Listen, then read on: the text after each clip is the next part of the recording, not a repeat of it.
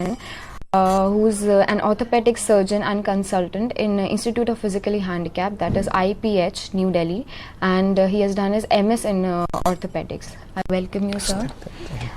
Before we move on with our topic today, मैं एक बार हमारे दर्शकों को याद दिला दूं कि आप चाहें तो हमारे एक्सपर्ट से किसी भी प्रकार का कोई प्रश्न पूछ सकते हैं, और in case you have any queries, you can call us on our RCI Studios number. The toll-free number is 1800-112-008, यानी कि 1800-11-2008. आप चाहें तो हमारे लैंडलाइन नंबर पे भी कॉल कर सकते हैं, विच इज़ 265-11613, यानी कि 265-11613. और आप चाहें तो हमारे फैक्स नंबर पे भी कॉल कर सकते हैं, विच इज़ 265-11609, यानी कि 265-11609.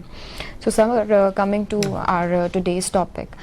So role of surgery in locomotor disability. इससे पहले कि हम सर्जरी की बात करें, मैं चाहूँगी कि आप हमारे व्यूअर्स को बताएं कि लोकोमोटर डिसेबिलिटी से क्या अर्थ है. लोकोमोटर डिसेबिलिटी, जिसे हम जनरल टर्म्स में कहते हैं कि एक ऐसी चीज़ जिसके अंदर मरीज़ अपने आप अपनी रोज़ की आवश्यकताओं के काम कर नहीं पा रहा, अपने आप को डिसेबल पाता है. अब हम आपको एक छोटा सा क्लिप में दिखाएं. एक आदमी इस तरह से चल रहा है, ये एक लोकोमोटर डिसेबिलिटी है. इसी के अंदर कुछ अन्य किस्म के, कुछ लोग डंडा लेके चलते हैं, पाँव पकड़ के सहारा लगते हैं, फर्श पे घसीट घसीट के चलते हैं. ये locomotor disability. Scientifically locomotor disability is defined as person's inability to execute their distinctive activities associated with both moving himself or moving the objects from one place to another, and such a inability is usually resulting from affliction of musculoskeletal or nervous system disorders. इसके अंदर बहुत से कारण हो सकते हैं, लेकिन general भाषा में जिसे कहा जाता है, व्यक्ति अपनी रोज की आवश्यकताओं के काम करने में अपने आप को असहाय समझता है. इसमें अपने आप को एक स्थान से दूसरे स्थान में ले जाने में, या अपनी आवश्यकताओं की चीज़ें इधर से उधर ले जाने में, अपने उठने बैठने खाने आने जाने में, इनमें अपने आप को अपनी शारीरिक असमर्थता की वजह से समझता है. इसे लोकोमोटर डिसेबिलिटी कहते हैं. लोकोमोटर डिसेबिलिटी के बहुत से कारण हो सकते हैं, लेकिन इनमें जो मुख्यतः कारण होते हैं वो जन्मजात या पोलियो, सेरेब्रल पाल्सी, ये मुख्य कारण रहते हैं. लोकोमोटर डिसेबिलिटी के बारे में अभी तक यही माना जाता था कि ये एक ऐसी तकलीफ़ है कि एक बार हो गई, इसके बाद वो व्यक्ति ज़िंदगी भर के लिए अपने परिवार पर निर्भर हो गया, असहाय हो गया, और अपनी कुछ भी कार्य करने के लिए उसे एक अटेंडेंट या एक सपोर्टर की ज़रूरत है. आज ऐसा नहीं है. आज रिहैबिलिटेशन की बहुत सी ब्रांचेस की मदद से, सर्जरी की मदद से, स्पेशल एजुकेशन की मदद से उनको रीएजुकेट, रीट्रेन किया जा सकता है, जिससे कि वो अपनी आवश्यकताओं के सारे कार्य कर सके. इस कार्य में हो सकता है वह 100% आम आदमी जितना ना कर पाए, लेकिन ऐसा नहीं है कि हमारा इसमें ध्येय ये होता है कि उसको आत्मनिर्भर बनाया जाए. एक बार वो आत्मनिर्भर बन गया, फिर ये कोशिश की जाती है कि अब वो समाज में भी कुछ यूज़फुल रोल प्ले करने लायक बन सके, ताकि अपनी फैमिली को भी सपोर्ट कर सके. इसके कारणों में जो कारण है, उसके अंदर किसी समय पहले ये जाना जाता था कि शायद कुछ इलाज संभव नहीं है, लेकिन ऐसा नहीं. आज सर्जरी का भी इसमें एक बहुत डेफिनेट रोल है, जिससे उनकी विकलांगता को दूर तो नहीं किया जा सकता, लेकिन जितना हद तक हो सके उन टेढ़े मेढ़े पाँव को सीधा करके एक सहायक उपकरण की मदद से स्टेबल करके अगर चलने लायक बना जा सके, तो हमारा ध्येय उसमें काफ़ी हद तक हो पाता है पूरा. इसके अंदर अगर हम इसके कारण देखें, आज की तारीख में कितने लोगों में ये प्रॉब्लम, हमारे देश के अंदर जितने भी लोग हैं उसके अंदर आज करीबन 1.85 करोड़ लोग जो हैं इस फिजिकल लोकोमोटर डिसेबिलिटी से अफेक्टेड है, जो कि मोटे तौर पे 1.8 to 2% ऑफ टोटल पॉपुलेशन है। अब पर्सन्स विद लोकोमोटर डिसेबिलिटी इसके अंदर जो है वो 1.06 करोड़ है, जो कि टोटल डिसेबल्ड का 57.5%, यानी आधे से अधिक कुल विकलांग जो है वो फिजिकल लोकोमोटर डिसेबिलिटी की उससे होते हैं। ये एक बहुत बड़ी संख्या है और इसके अंदर अगर हम उनको कुछ हद तक ठीक कर पाते हैं तो हम एक इतनी बड़ी पॉपुलेशन को समाज की मुख्य धारा में लाने की एक कोशिश कर सकते हैं। इसके कॉमन कारण क्या क्या है? कॉमन कारणों के अंदर जन्मजात डिसऑर्डर्स या congenital anomalies which are present since birth. The causes may be different intrauterine while the patient is being delivered or shortly after delivered, mainly in congenital clubfoot, और जिनको जनरल टर्म्स में हम टेढ़ा पाँव कहते हैं या साइंटिफिकली टेलीपैथिक वाइनोवायरस। Then there are congenital angular deformities of leg, congenital deficiencies of long bones, congenital dislocation of hip. Then there are other disorders where spine fuses, diffusion of spine in midline is deficient, leading to a meningomyelocele, or due to lack of development in one particular leg, limb length discrepancy may be there. Among the other causes, they are acquired causes. Acquired causes can be infective. Infective में जो सबसे ज़्यादा देखा जाता है वो tuberculosis और polio. Leprosy एक अन्य मेन कारण है। Encephalitis, Guillain Barre syndrome, septic arthritis, chronic osteomyelitis, ये मेजर इन्फेक्टिव कारण है।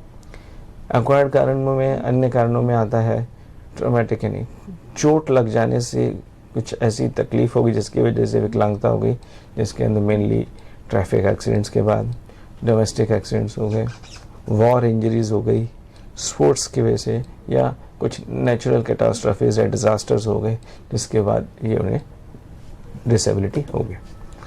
अन्य कारणों में नियोप्लास्टिक, जिसके अंदर मुख्यतः आते हैं bone tumours, abnormal growth of bones. ये ट्यूमर्स अगर स्पाइन के अंदर हैं तो स्पाइनल ट्यूमर्स हो जाते हैं, ब्रेन के अंदर हो तो ब्रेन ट्यूमर्स भी हमारे को फिजिकल लोकोमोटर डिसेबिलिटी कर सकते हैं। डेवलपमेंटल कारणों में जब बच्चा बढ़ रहा है, अब हार्मोनल डिसऑर्डर्स की वजह से, कैल्शियम की कमी की हो जाने की वजह से, विटामिन B12 की कमी हो जाने की वजह से, शुगर का ठीक से कंट्रोल न रहने से, डायबिटीज़ हो जाने की वजह से, या abnormal accumulation of uric acid हो जाने से गाउट हो जाता है, उसकी वजह से डेवलपमेंटल डिसऑर्डर्स हो सकते हैं। इसके अलावा अन्य कारणों में आता है डिजेनरेटिव डिसऑर्डर्स, जिसके अंदर ज़्यादातर है MND या motor neuron disease, Parkinson's disease, multiple sclerosis. ये तो रहे न्यूरोलॉजिकल रीजन डिजेनरेटिव के। अब बोनी डिजीजन में मेनली ऑस्टियोआर्थराइटिस आता है। मिसलेनियस कारणों में मस्कुलर डिस्ट्रोफी, रूमेटॉइड आर्थराइटिस और आइट्रोजेनिक रीजंस, ये मेनली हमारे कारण रहते हैं जो कि ये हो सकते हैं। तो हमें हमारे एक्सपर्ट ने अभी बताया कि लोकोमोटर डिसेबिलिटी एक्चुअली होती क्या है।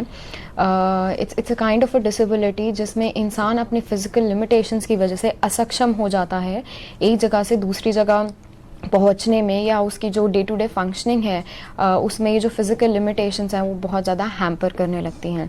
और लोकोमोटर डिसेबिलिटी के जो कारण हैं वो दोनों हो सकते हैं, या तो कंजेनिटल भी हो सकता है, दैट इज़ के which is present right from the birth, and it can be acquired also, मतलब कि due to various reasons it is acquired in the latest stages of life, which could be due to certain infection, जैसा कि हमें हमारे expert ने बताया, polio हो गया, या फिर मस्कुलर डिस्ट्रॉफी हो गई, या फिर रिकेट्स हो गया, या फिर डायबिटीज़ के कुछ कॉजेज़ हो सकते हैं। तो sir, it was all about locomotor के what exactly it is and what are its causes. So as a orthopaedic surgeon, how do you decide when you see a patient के this is the stage कि हम surgery के लिए patient को ले जा सकते हैं, या फिर there is no other alternative option being left? Well, before deciding this, you have to decide what exactly are we expected to do. What is the role of surgery? What is our aim of surgery? What we want to achieve? Many places there are gross disorders where correction comes first and subsequent rehabilitation takes part later. Okay. There are other parts where surgery is to support another rehabilitation effort. A good physiotherapy is being done, but because of the tightness of structures, a physiotherapist finds himself limited to his work, so that he needs some extra assistance. He feels ki if I am able to get this joint to a, say, a 90-degree position, I will be able to make the child stand with his foot plantigrade. So our aim is to get the foot to 90 degrees. Now, in reasons for this, we classify them as role of surgery in locomotor disorders. It could be supportive. By supportive we mean that we aim to stabilize the joints. When there is a physical disability and we're trying to make the child stand, the moment he puts his weight, he tends to fall down. His joints seems to buckle down or they are shaky. So our aim is to stabilize the joints in a position of equilibrium and weight bearing. For this, surgery may be required to get it to the correct position and then maintaining it with the help of an appliance, or there is an abnormal pressure from particular position we need to get the limb in a correct alignment so that pain is being relieved. Then there are gross deformities. The limbs are bent. We need to make them straight so that he can stand straight. Then correction can be preventive to prevent a secondary deformity being developed later on in the stages of life. Then it can be preventive to prevent a secondary deformity, to prevent another painful areas being developing later on, or can be assistive. Patient has a definite neurological or a neuromusculoskeletal disorder where everything is not possible to be corrected by surgery. But here the role of surgery is to assist the other rehabilitation techniques so that we can get him in an optimum position of function, and then the other forms of treatment take over. All these functions may be working in isolation or at times may be overlapping with each other. Now, same way we have to decide what exactly is our aim, what are we trying to achieve. Our aim is to enable the patient to function to the best possible level so as to he can improve his her quality of life in community as far as possible and to become self-sufficient. That is one part of it. Another part is role of surgery to prevent development of other impairments subsequently in the later. If the child develops with the limbs in an improper alignment of joints, as he grows, his bones shape changes, the weight alignment changes, and the bone development is hampered, distilted, and another impairment which was originally not there develops. So our aim is to prevent the other subsequently developing impairments. Surgery is, before going in for surgery, we have to decide, this is what you asked, what exactly we want to achieve out of it. Why are we doing surgery?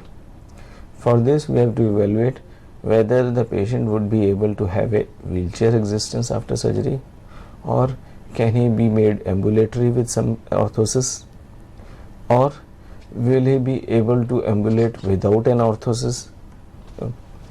Ideal situation is that he should be up and around without an assistance, but this is not always possible. So aim is to get him up with or without support. If we are not able to get him up, then at least to get him up to such an extent that he is limited to a wheelchair so that the upper half remains stable. We can tailor our surgeries to that thing. So we have to decide what type of existence is he going to have, and accordingly we plan our treatment. What exactly are we going to achieve in this particular disorders? We will go to this with particular deformities in mind, like in club foot. Before we move on sir, मैं आपसे एक बात पूछना चाहूँगी कि कोई भी ऐसा व्यक्ति जो कि फिज़िकल हैंडीकैप्ड है, हम अपनी रोज़ाना की दिनचर्या में देखते हैं कि काफ़ी लोग जो हैं वो क्रचेस यूज़ कर रहे हैं, या काफ़ी लोग जो हैं वो फिज़िकली हैंडीकैप्ड हैं, तो is it right to term any physically handicapped individual as a person who is affected by locomotor disability? Most of them, yes. Locomotor disability, as the term implies, basically patient has such a disability where his locomotion is affected, either to move himself or his daily activities where other things are also involved, like he has to get this glass from here to there, get his books from here one place to another, get his bag or things for daily living from one place to another. All these are locomotor disabilities. Now, if a person we see moving on the road with the crutch, well, why is he using this crutch? He is using his crutch because his upper half is not being properly balanced and it tends to fall. So he is using a supportive device with two strong struts under his axilla to get him upright. Or it could be just to relieve the weight from the leg so that the painful leg is not hurting him much. So that is why is he using it. So if it is just to you avoid pain, well, you can say it is not exactly locomotor disability, at least not a permanent disability. Okay. It is a transient disorder or transient affection where pain is the reason. But if his musculature or the structure as such is deformed, yes, it is a muscular disorder or a musculoskeletal disorder where you need an assistive device, and that is why is he using a crutch. So such a patient, yes, he is a physically locomotor defected patient and he needs a definite treatment. At times, yes, it is not possible that you be able to get him off all the appliances, but attempt is to get him upright and to make him mobile with minimum supportive devices. Aim is to his posture should be upright, stable, and in a position to sustain himself. If he is not, yes, we have made him upright, we have given him enough number of calipers and metal to support his structure, but he should be able to ambulate also. Unless he is able to take a step further and maintain and hold himself in the forward position, there is no point in doing a surgery, getting him upright without not being able to move around. Things are different. Okay. So coming back to our topic, sir, what are the different deformities that may come under locomotor disability? Among the common disorders where locomotor disability is prevalent, they are mainly congenital. In congenital, we have talipes equinovirus. In neuromuscular affections, we have polio. Then, besides neuro only, muscular also, we have cerebral palsy. All these disorders are common. Now, in this, we come to congenital clubfoot as we commonly know it. In the picture, we see that there are two children with foot being shown from the front and on the sides. We said that there is a definite curvature on the medial side of the foot, definite crease at the thing, or foot is twisted, they are facing each other. Now, what are the common components of this? In this, we have three main deformities. One is equinus, another is varus, and the third one is forefoot adduction. Or in other words, equinus, the foot is bent downwards, varus, the heel and the foot is bent towards the other foot, and the forefoot is crooked and curved inside. At times, this is associated with an internal rotation of the tibia as such, which we call as internal tibial torsion. The ankle, metatarsal, subtarsal joints are all involved in this process. It is usually quite commonly seen in 1 in every 1,000 live births.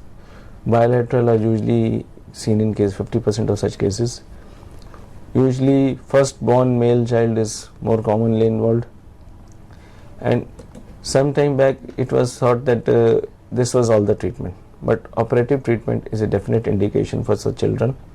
And these are the children where a good treatment given initially can prevent the deformity for rest of the life. It gives an excellent result.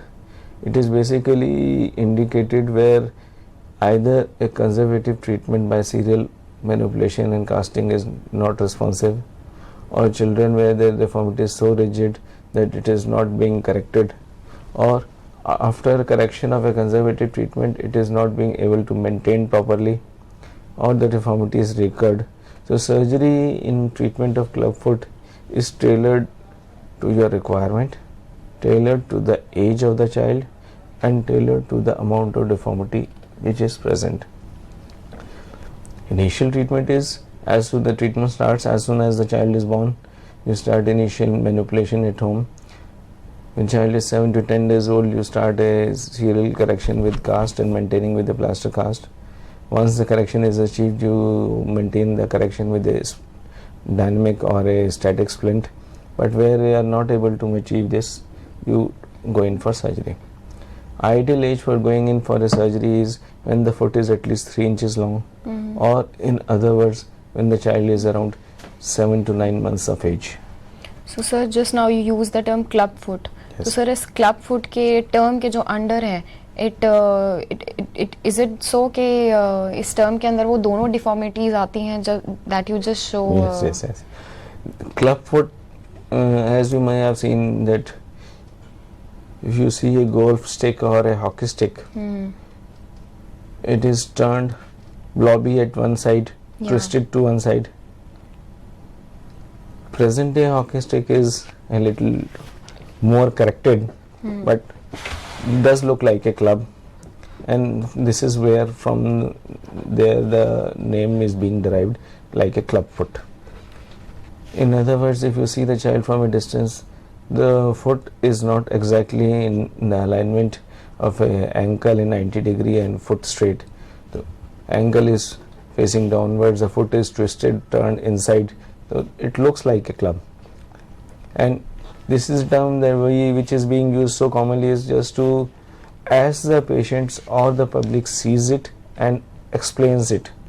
That is why this name is being commonly used. Scientifically it is congenital talipes equinovirus, but we do not expect the general public to go by these terminologies.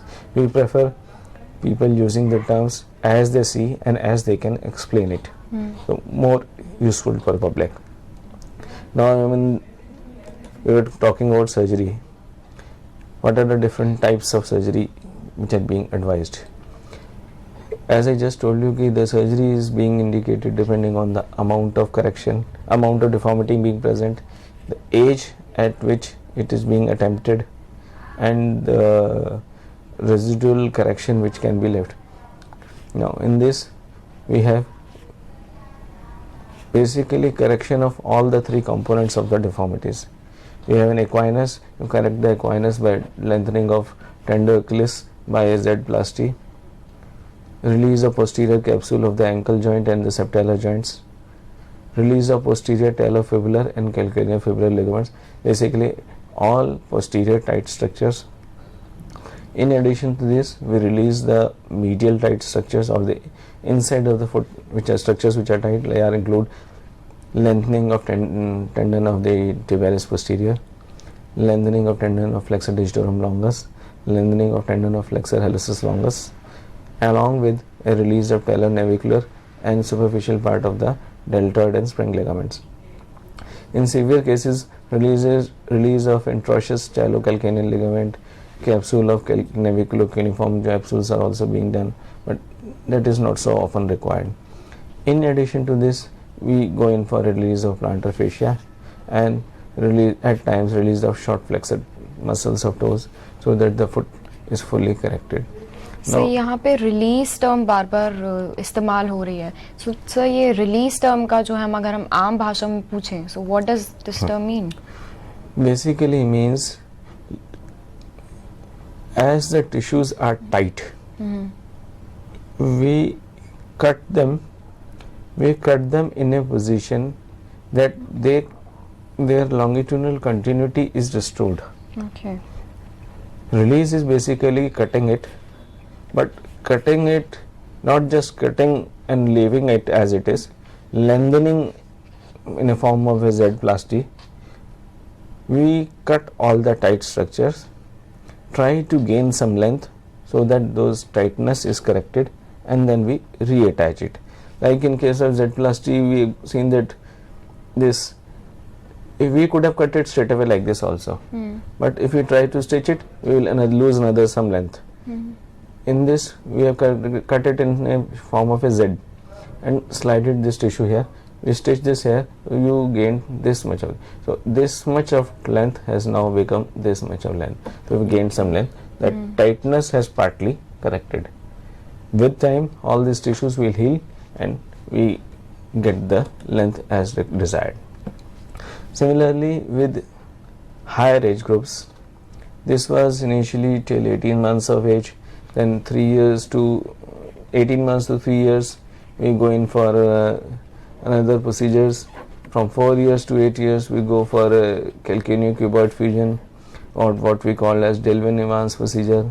This consists of a PMSTR, as we call it, or posteromedial soft tissue release, as described by Telco, then combined with a calcaneocuboid. In this picture, we can in layman terms, we can see that the foot was turned inwards like this. We have taken off this section, fused this joint, and now the foot has become straight. Since it is fused here, it is less likely to go back to its original position. And all the structures which were tight here, they are cut here, in another terms released here, so that this can be tilted this way. Now, as the age goes, bones grow in a tilted, deformed form. So we at times, not just soft tissue surgery is sufficient, we have to combine some bony procedures along with this. Like in age group of 8 to 11 years of age, we take out a dorsolateral wedge. A bone in the form of peg is being removed from the foot, and foot is being straightened. We remove the wedge from the metatarsal area, and this is basically being done in cases of neglected CTV or those who have recurred or the initial treatment has not been responsive. Similarly, now in adults, if a patient comes to us straight away in a later age group with grossly crooked, deformed foot, which is so tight that it is not possible to, even after a release of all the structures, to get it into a correct alignment, we have to go in for triple orthodesis. In this, we fuse the different joints involved after taking out the sections of bones from that, so that the foot can be placed now in a correct alignment. It is usually done after 12 years of age, preferably around 16 to 17 years of age. So these are the different procedures we go in for patients with Talipes equinovarus deformity. तो जिस प्रकार हमें हमारे expert ने बताया कि इससे पहले किसी भी उस व्यक्ति पर सर्जरी की जाए जो कोई लोकोमोटर डिसेबिलिटी से प्रभावित है, there various factors that has to be considered in mind, like what is the age of the patient और the minimum length of the foot should be 3 inches should always be there. उसके बाद हमें हमारे expert ने बताया था कि what about this deformities that comes under the locomotor disability, and club foot was one of that, जिसमें कि 2 कंडीशन आती हैं where the feet of an individual are crooked, bent inside. Yeah, bent inside to maybe towards each other, and in the other condition it was bent I think opposite to each other. And उसके बाद हमें हमारे expert ने बताया कि there are various types of the surgeries which often depends upon the age of the individual, जैसा कि मैंने आपको भी पहले भी बताया. सो इसमें कई तरह की कैटेगरीज आती हैं, लाइक 18 महीना जो है that is usually the minimum age at which a person can be operated upon. So 18 महीने से लेके 3 साल तक की उम्र में जो सर्जरीज की जा सकती हैं for the locomotor disability always depends upon the post release, the medical release and of course जो plantar release की अगर हम बात करते हैं. उसके बाद 4 साल से लेके 8 साल तक के व्यक्ति के ऊपर जो सर्जरी की जा सकती है that is usually the Delvin Evans procedure. Evans procedure. उसके बाद जो 8 साल से और 11 साल तक के बीच के जो लोग हैं उन पे जो सर्जरी की जा सकती है दैट इज़ डोर्सोलेटरल वेज के नाम से हम Wedge उसको resection जानते होता है। हैं। एंड लास्ट ऑफ कोर्स जब हम एडल्ट्स की बात करते हैं तो जो ट्रिपल ऑर्थोडिसिस है that is the surgery that we usually carry on for the adults. So coming back to our topic sir, मैं एक चीज़ आपसे पूछना चाहूँगी कि once the surgery is done so is it so कि हमें उस इफेक्टेड इंडिविजुअल को लाइफ लॉन्ग सपोर्ट भी प्रोवाइड करना पड़ेगा? It is not always required. If a surgery is being done in a patient which is say 3 years, 4 years, 5 years of age, we have corrected today, but our aim is not just correction for today. We want a good, stable correction that sustains throughout his life. We have to maintain it initially, especially while he is growing. Because with growth, with an unequal amount of growth in different components of the foot may tend to, the deformity may tend to reoccur. Because of tightness of structures, it may tend to redevelop. So we need to maintain the correction of deformity by appliances or a modified shoe till he is skeletally mature. In cases who are stable in good alignment at skeletal maturity, we do not need additional supports. Okay. But in cases where some residual changes are there, we try to go in for a triple orthodesis once he is skeletally mature, and there after fusion we usually do not need an additional support to maintain this correction, and his foot is good, strong and stable, so not much additional supports are required. Now in, like we see, there are certain cases where there has been neglect initially. Okay. So you may see them in various forms of grotesque looking deformities. The foot is not even flat on the ground. We see that the lateral border or the outer border of the foot is on the ground. The abnormal bony prominences is seen, and in the lower pictures we can see very clearly the same foot after correction. They are more or less plantigrade straight foot. Like in this foot, this is not an ideal good looking foot, but compared to what it was, it is as good as new. Same way in this foot, this is not just facing the front, it is facing the other way around. So after surgery, it is as good as new. These pictures actually show that their medical treatment was not either available to them, or there was a failed initial conservative treatment, or when the treatment was done initially they did not take sufficient care to maintain it, so a recurrence has been there. So we have to use good amount of orthotic devices initially, so that the correction what we have achieved today is maintained till skeletally matured.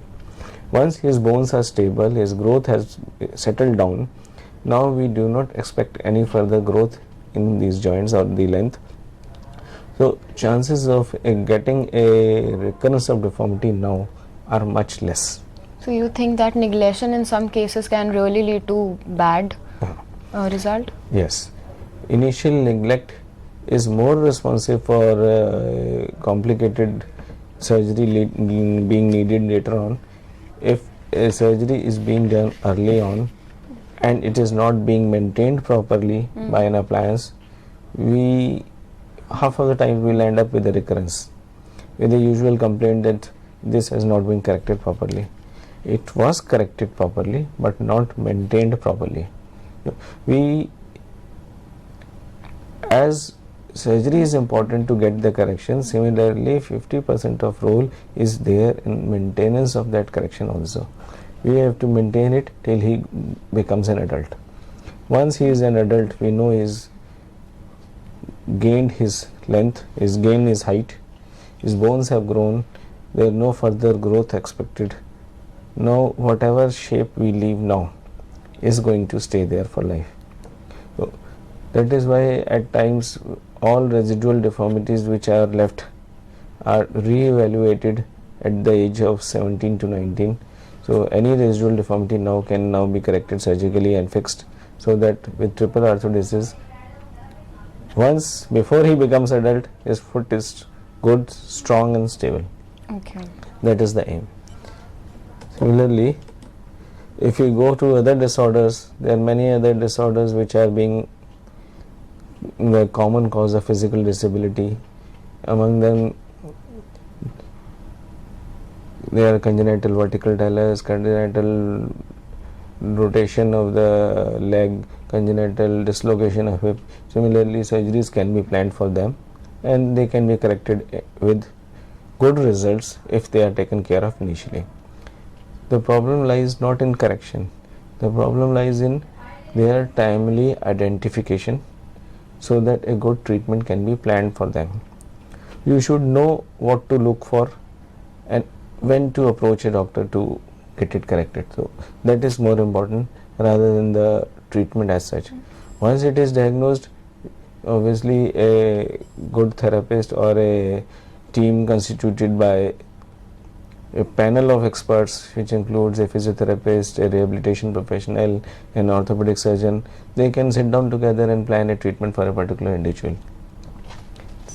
So is there a surgery for condition like polio also? Yes. Polio is the commonest cause of physical disabilities in our country.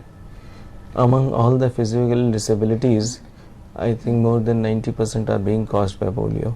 With the increasing trend in controlling the fresh occurrences of polio, the fresh incidences has gone down tremendously.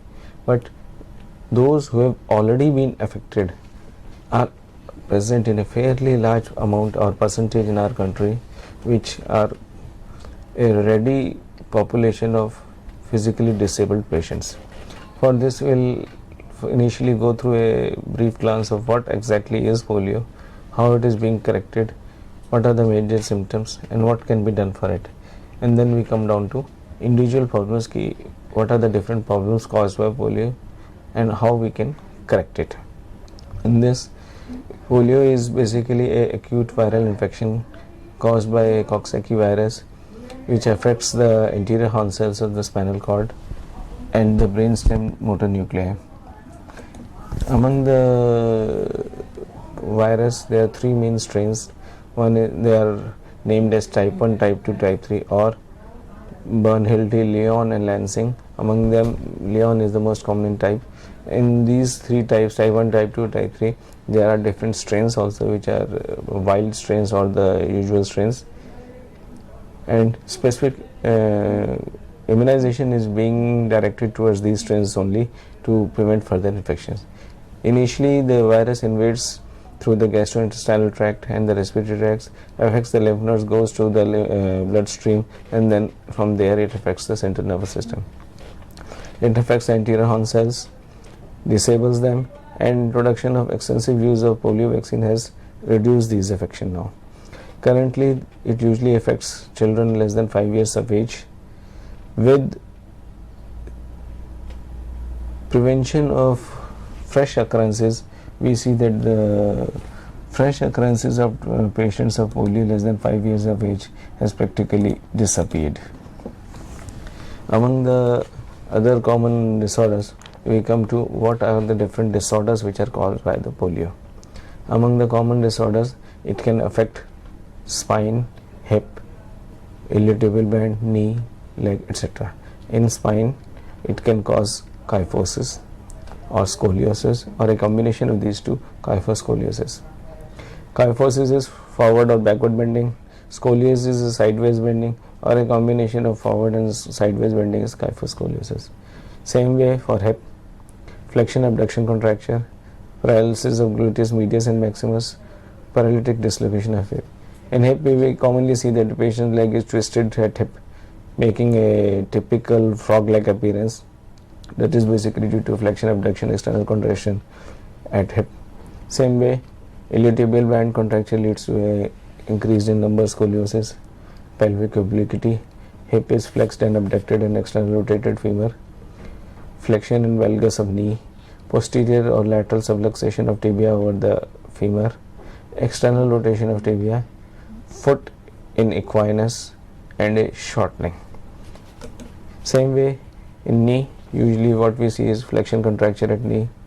There can be quadriceps paralysis, genu recurvatum, flail knee. In foot and ankle, it usually leads to either a claw toe or a claw foot, talipes equinus, talipes equinovalgus, or a flail foot, or a pes cavus, dorsal bunion, talipes equinovarus, or calcaneovalus. These are the different deformities which are caused by the polio. Now, why are they caused? So far we listed what are the problems which are usually caused by polio. Now we come over to why are they caused. So they are being caused by the imbalance in muscle power or the instability. Now how do we correct it? Now in order to improve the function of the lower limb, we can improve it either by overcoming the effects of muscle paralysis, or correcting the deformities which had occurred, or try to restore the joint mobility, or relieving the pain, or if possible restoring the limb length discrepancy. Okay, so does a condition like polio, it only affects the lower limb? Polio affects the whole of the nervous system, whole of the body, but predominantly affects the lower limbs. Yes, it affects the upper limbs also. It can affect the bulbar region also. It can affect your spine also. But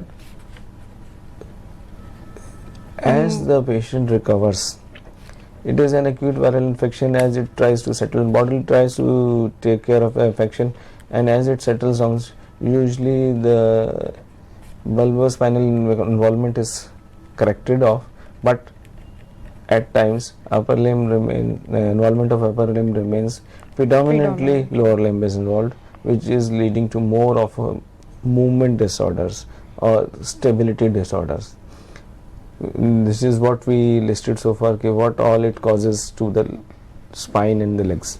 तो जिस प्रकार हमें हमारे expert ने बताया कि locomotor disability जो है उसका जो मेन कॉजेज है, it can not only be जो कंजेनिटल हैं या फिर एक्वायर्ड हैं, it can also happen due to the several cases of negligation also. उन केसेस में, जिन केसेस में ड्यू टू मैनी रीजंस हम इनिशियली प्रॉब्लम्स को नेग्लेक्ट कर देते हैं, it can often result in the really bad circumstances, जो आगे जाके बच्चे के लिए बहुत ही ख़तरनाक जो है वो साबित हो सकता है.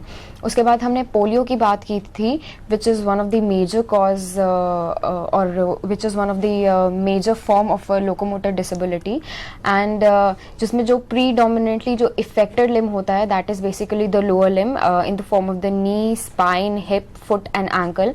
एंड वेदर इट्स नी में डिफॉर्मिटी हो या फिर स्पाइन में हो, हिप में हो, फुट या में हो या फिर जो एंकल में हो, all these categories have completely different features from each other and of course different symptoms की अगर हम बात करते हैं. And to overcome ये जो situations हैं या जो deformities हैं, इनसे overcome करने के लिए कई तरह के जो techniques हैं वो हमारे doctors use करते हैं. Like first one is restore करना joint की जो mobility है, then another one could be relieving from the pain from which the patient is suffering through. The another one could be overcoming the effect of the muscle paralysis. मैं एक बार फिर हमारे दर्शकों को याद दिला दूं कि आप चाहें तो हमारे एक्सपर्ट से किसी भी प्रकार का कोई भी प्रश्न पूछ सकते हैं, या आपकी क्वेरी हो तो आप हमें कॉल कर सकते हैं हमारे टोल फ्री नंबर पे, एंड द नंबर इज़ 1800112008. आप चाहें तो हमारे लैंडलाइन नंबर पे भी कॉल कर सकते हैं, विच इज़ 265111613, एंड हमारा फैक्स नंबर है 265111609. So after polio, sir, what is the other condition that comes under locomotor disability? Cerebral palsy, another major reason. But in polio itself, so far we listed only what are the disorders. We now come down to what are the different affections at different joints and how can we treat it. As far as other disorders go, cerebral palsy is another major reason, muscular dystrophy is another reason, but aim in cerebral palsy or muscular dystrophy is to assist the other rehabilitation forms. Role of surgery is to make the limb straight and stable, and so that the good dedicated effort by a rehabilitation professional can train him to do his activities of daily living. Now in this only polio itself, we come back to what are the different release procedures, and I am listing them right now is because similar type of procedures are being used in corrections of different disorders also. They are basically forms of surgeries. They can be used for correction of either a cerebral palsy or a polio or other disorders, basically different forms of releases. They can be soft tissue release for contractures. In this, the commonest form is a Suture and Jones release. Another is lengthening of tender Achilles for equinus deformity of length, or they can be released for plantar fascia called as Strindler's release. In tendon transfers, when because of the effect of polio, there is one group of muscle is lost, the muscle is overactive, so we try to shift the power from one dynamically active muscle to the muscle which is lost, so as to restore the balance. So we transfer the tendons or the muscles. So aim is to replace the function of a paralyzed muscle, to remove the deforming force, or to provide stability by improving the muscle balance. Tendon transfers usually are not limited to any particular age group. Then there can be other types of surgeries. They are arthrodesis. Arthrodesis is basically fusion of joint. This can be done to stabilize a flail joint, where joint is freely mobile, not stable at all, moves like a free ball. So in order to bear weight, it has to be straight and stable, so we fuse the joints. Or fusion of joint can also be at times needed to remove the brace or to improve the function also. It is a permanent form of joint stabilization. Then there can be another surgeries called as osteotomies. They are basically cutting out a particular section of bone so that any sideways or forward or backwards bending of bones can be corrected. Then there can be another technique which is called as Elizarov's technique for limb length equalization. When there is shortening of length, we try to gain the length by a limb lengthening procedure so both the limbs are straight and equal. These are different types of surgeries. Here we see the foot is in equinus, it is grossly bent downwards.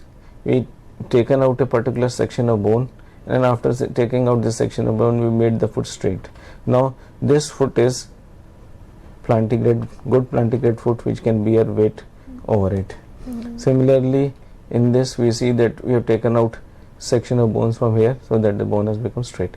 Now in this foot is being turned this way. We have taken out this shaded portion of bone. Now foot has become straight. Same foot, when seen from front, it was tilted. The heel was going from here to here, whereas it should have been straight down it. We have taken out the shaded portion. So foot is good and stable here. Same thing, another foot where varus is seen, we have taken out the dorsolateral wedge, foot has become straight. Now in this we now devise different procedures at hip, knee, ankle. The aim is if we try to correct as many deformities as possible so that the limb is straight. On having a patient erect, we should have the hip, knee and ankle all in their dynamic force of axis all in a straight line. So for this we devise different muscle transfers or tendon transfers or release to get them straight. For surgeries around hip, basically tendon transfers or muscle transfers around hip are usually not of much value. Aim is to correct the flexion deformity at hip, which is usually left alone, or usually soft tissue surgery alone is done for deformity less than 30 degrees of flexion, whereas if there is more than 30 degree of flexion or there is an abduction of more than 15 degrees, you have to add an extended version of the same thing. Anterolateral subperiosteal soft tissue release is being done from the iliac wing, all called as an extended modified sutures, so that a more correction form is achieved.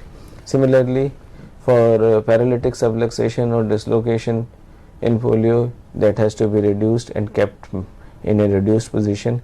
Usually under 7 years of age, a iliopsoas transfer is done, or associated with a pelvic or a femoral osteotomy, good stable hip can be achieved.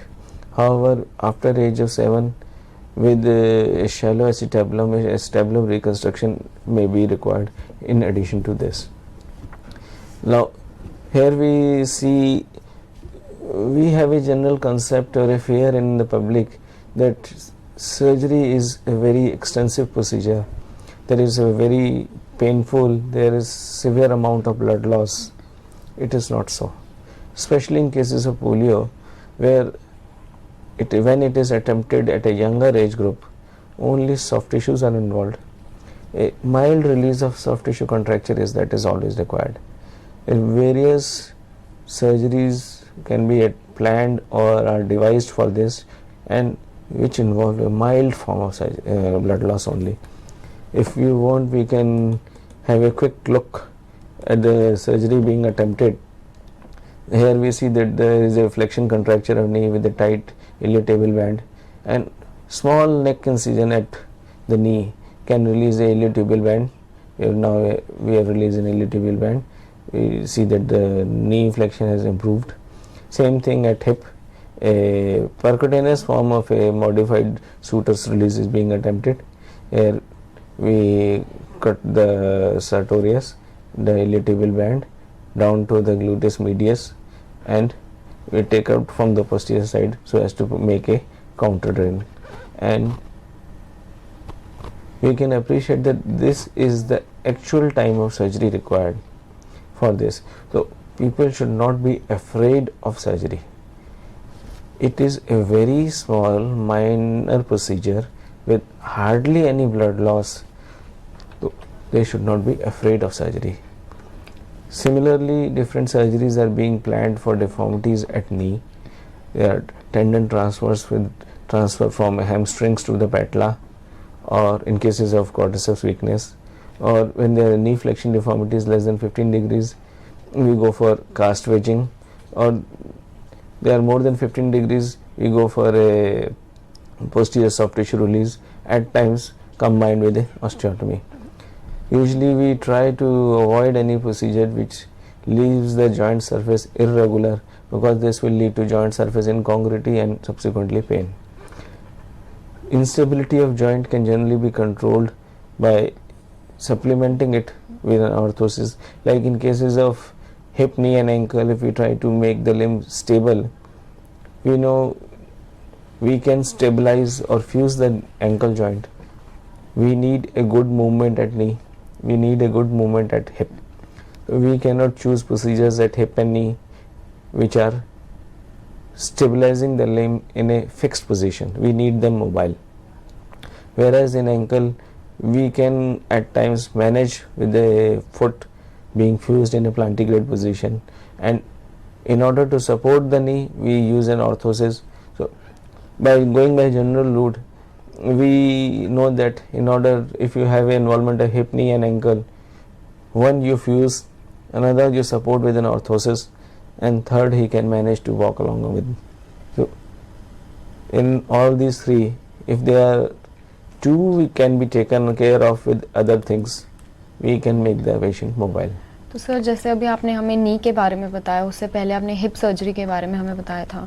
So are the prerequisites in case of hip and knee, are these same? No. We have to choose that what we are trying to do. Our aims are very specific and defined.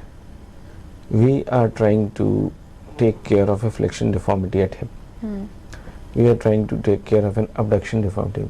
Going by general words, hip is forward bending of leg. Abduction is sideways bending of the leg. So with the patient standing, both the legs should fall parallel to each other. Yeah. And if the hip is bent forwards and sideways. He walks with one step sideways. So we have to correct those deformities so that he can walk normally. Okay. Or if we are trying to put the foot forcibly on the ground, he will tilt his pelvis. So this pelvic obliquity, before it gets fixed, has to be corrected with correction of hip flexion deformity, and we get excellent results with it. Same way with knee. Our aim in knee is to get a straight knee when standing and a bending knee when he is sitting. So as soon as he sits, his knee should be able to get back to 90 degrees, and as soon as he stands, we should get a good knee which is stable in full extension or in straight position. Whenever it is possible with surgery only, we do with surgery. At times with surgery we have made it straight, but the musculature is weak, the bones are not so strong, we need some external device to keep it straight. This is where the role of an orthotic device subsequently comes in, so that the limb can be kept straight. Similarly, if we summarize them just in short, we go for different soft tissue release, tendon transfers, osteotomies. These are the different surgeries which are planned for correction of deformities around hip and knee. मैं break पे जाने से पहले हमारे दर्शकों को एक बार याद दिला दूं कि आप चाहें तो हमारे RCI स्टूडियोज़ में कॉल कर सकते हैं. हमारा टोल फ्री नंबर है 1800112008. आप चाहें तो हमारे लैंडलाइन नंबर पे भी कॉल कर सकते हैं और नंबर इज़ 26511613 और हमारा फैक्स नंबर है 26511609. हम लौटेंगे एक छोटे से ब्रेक के बाद और आज के इस डिस्कशन को जारी रखेंगे with our expert after this short break.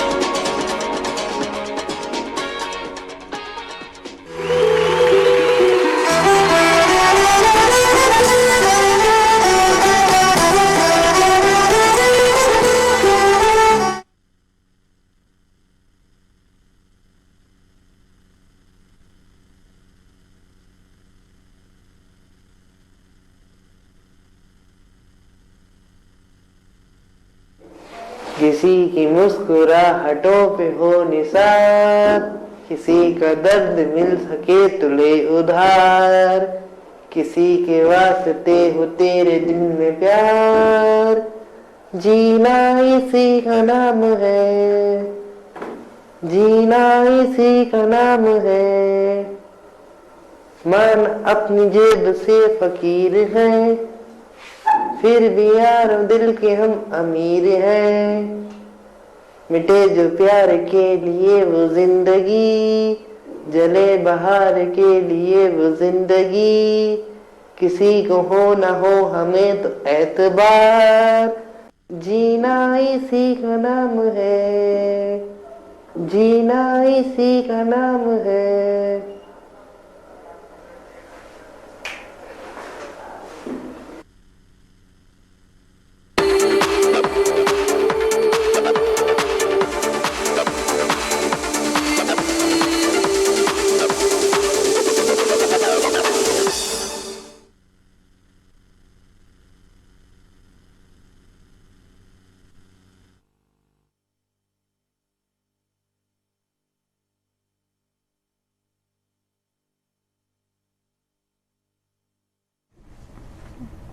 Welcome back after the break. हमारा आज का जो टॉपिक है role of surgery in locomotor disability के बारे में हम डिस्कस कर रहे थे हमारे एक्सपर्ट के साथ who is doctor Arun Jain. So sir, coming back to our topic, हम पोलियो की सर्जरीज के बारे में बात कर रहे थे and early you told us about the hip area. So now before going on a break we were discussing about the knee. Yeah. Well, in knee the commonest deformity is flexion, or what in other words we call as bent knee. At times we see that the knee is not just bent, the foot is not facing the front, it is facing the side. That makes it that the rest of the leg is being rotated outwards, or what we call as an external rotation. Same thing if it is milder degrees, say 15 to 30 degrees, usually soft tissue surgeries around knee with release of contractures is sufficient. But there are times when simple soft tissue release alone is not sufficient. Either the deformity is severe, or it is not just to make it straight, but there are angular changes also. The bone is turned, or we want to make the limb stable. Like in this we come down to what are the various bony surgeries which are done at knee, especially to correct deformities. Like in cases of knee flexion deformity, is a very popular form of surgery also known as supracondylar posterior angulation osteotomy, or simply a posterior angulation osteotomy. Same way for knee recurvatum deformity, a supracondylar anterior angulation osteotomy is being done, or a dial osteotomy of an upper tibia is being done. These are the different things. Now same way, when the deformity is where knee is bent sideways or the leg is being turned either medially or laterally, a varus or a valgus corrective osteotomy is being done. This is more commonly done in cases of correction of deformities secondary to rickets or to other reasons, but in polio mostly a posterior angulation osteotomy is being done. In this, through a small incision we take out a wedge from anterior section and try to turn the limb backwards, usually done for a quadriceps weakness. In this, a patient, we very commonly see patients walking with the hand onto their knee. What they are trying to do is trying to stabilize their leg from buckling forwards by putting their hand in front of the leg. There are, depending on the amount of weakness, we see that some patients are supporting their leg at the knee, some in mid thigh, some at the top end of the leg, some are just walking with their hand in their pocket just to give a mild support to their thigh. Depending on the amount of quadriceps weakness, they are devising their shifting their weight to the anterior half of the leg, anterior half of the thigh, so that it becomes stable. Same thing is being done in this. In this, we have cut the bone, tilted the bone backwards so that the bone has become stable. Same way in cases of genu recurvatum where knee is being bent backwards, we do an anterior angulation osteotomy. We cut the bone from the posterior side, turn it to the anterior side, and with the help of surveys we try to make the limb straight.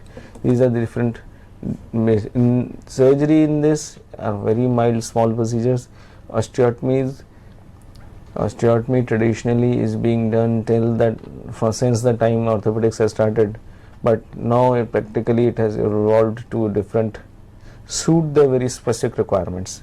Like in these cases we go in for a combined close percutaneous form of osteotomy where we just cut in through a small incision and only the anterior cortex, leaving the posterior cortex and the posterior structures attached to the bone, and try to tilt the bone along its fulcrum so the limb is straight.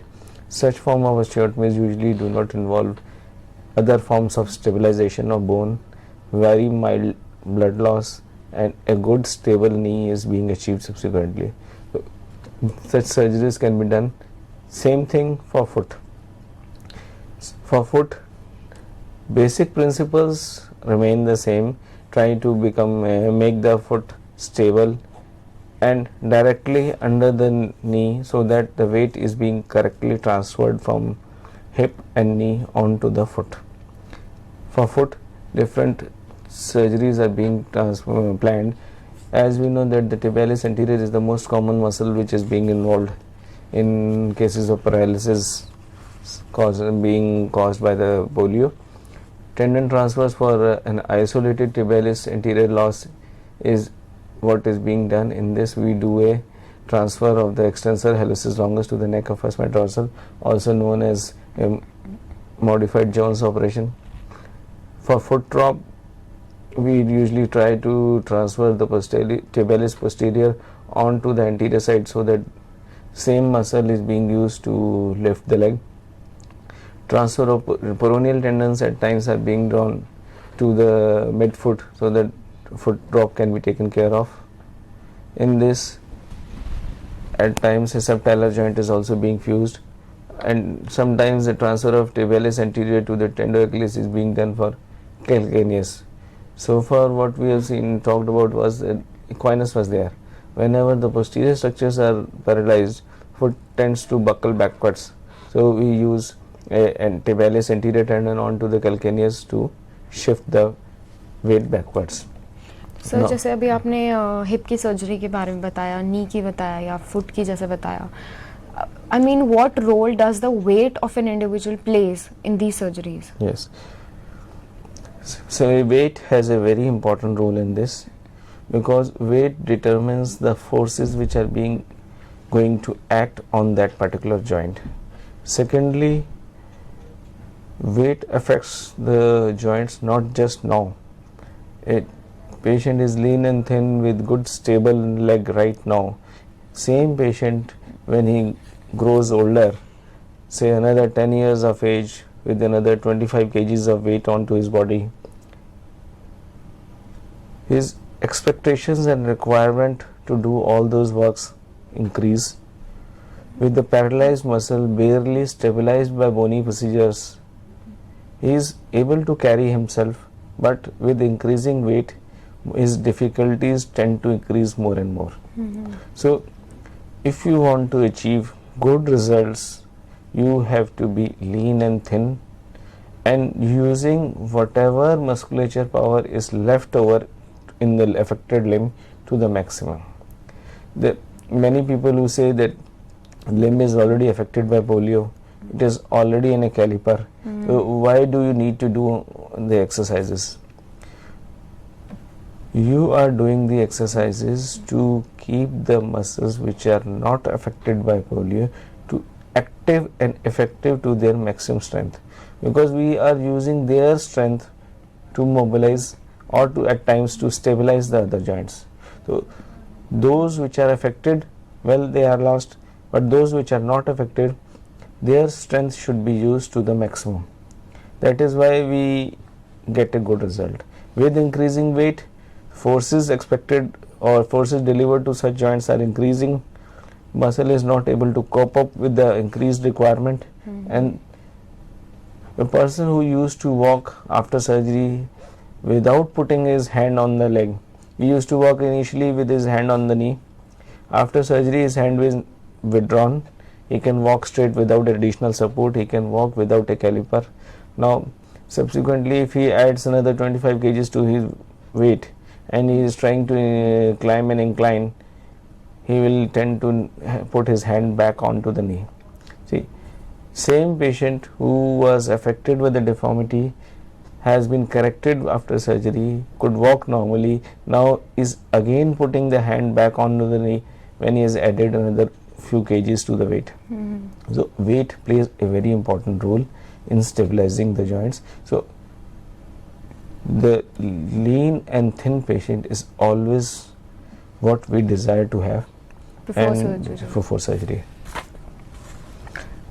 Well, when we come down to the foot, we see that there are different types of deformities in foot.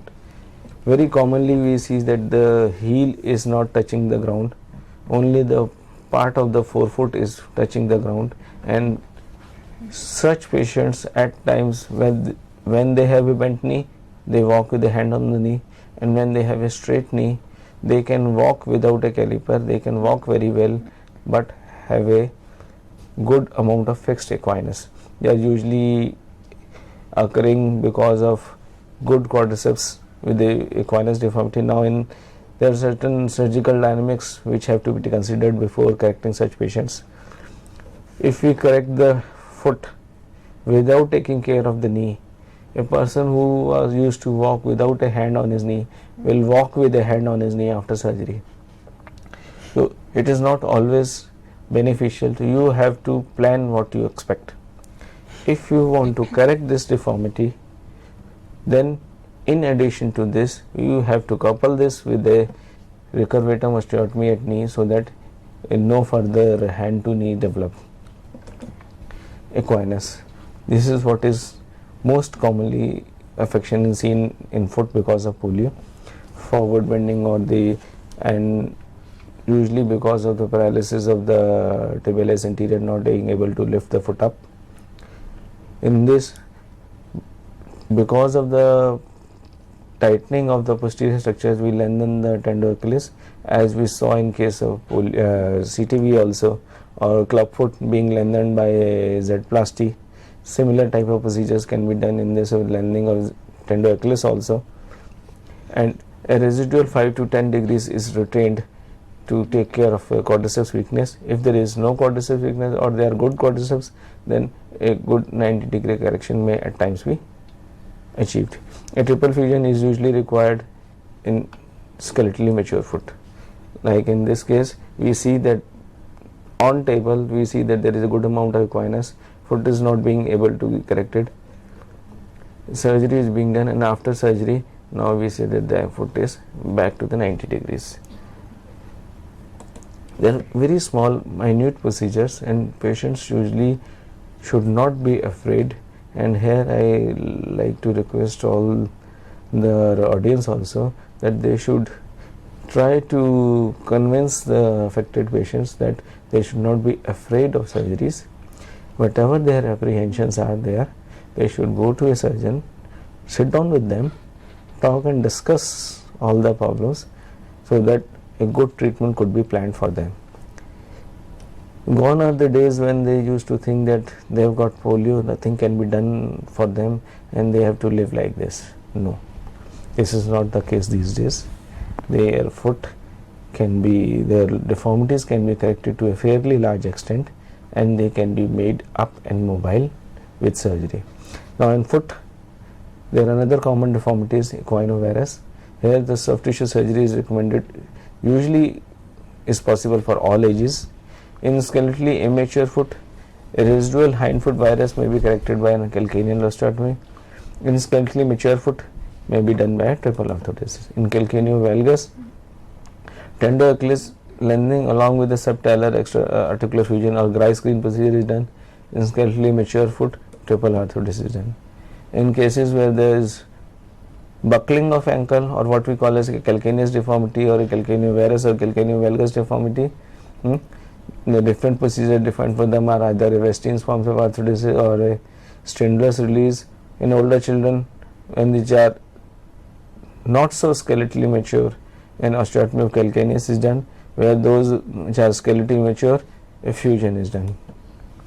Stability plays a very important role in correction. We have corrected the deformity as such, but on weight bearing the limb should also remain stable. Any amount of instability will lead to a shaky limb and he tends to fall, or this will not be desired when he is trying to move around.